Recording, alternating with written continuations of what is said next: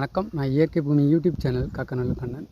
நீங்கள் பார்த்துக்கிட்டு இருக்கிறது எங்கள் ஊர் பகுதி தான். காக்கநல்லூரில் எங்கள் ஊர் பகுதி ஒரு பகுதியில் விளைச்சலுக்கு தயாராக இருக்குது. இந்த நெல்லுக்கு சராசரியான விலை கிடைக்க மாட்டேங்குங்கிறது உண்மை தான். ஏன்னா இந்த 20 ஆண்டுக்கு முன்னாலெலாம் நாங்கள் நெல்லை வீட்டில் அறுவடை முடிஞ்ச உடனே நாங்கள் வீட்டில் அதை சேமித்து வைப்போம். சேமித்து வச்சு நல்ல விலை கிடைக்கும்போது அந்த நெல்லை விலைக்கு விற்போம். அப்போ அந்த வியாபாரிகள் நல்ல விலை கொடுத்து வாங்குவாங்க. இன்றைக்கி நாங்கள் அறுவடைக்கு முன்னாலே வியாபாரிகிட்ட போய் சாக்கு இந்த மாதிரி முன்னக்கூட்டியே சாக்கு எல்லாமே வாங்கியாந்து வச்சுக்கிட்டு நாங்கள் அறுவடை பண்ண போகிறோம். அப்போ அறுவடை பண்ணும்போது அவங்க கேட்ட ரேட்டுக்கு நாங்கள் கொடுக்க தயாராக இருக்கோம். அதனால தான் இன்றைக்கி இந்த விவசாயத்தில் நிறைய லாஸ் ஆகுது, நிறைய நஷ்டங்கள் தந்திக்காங்க.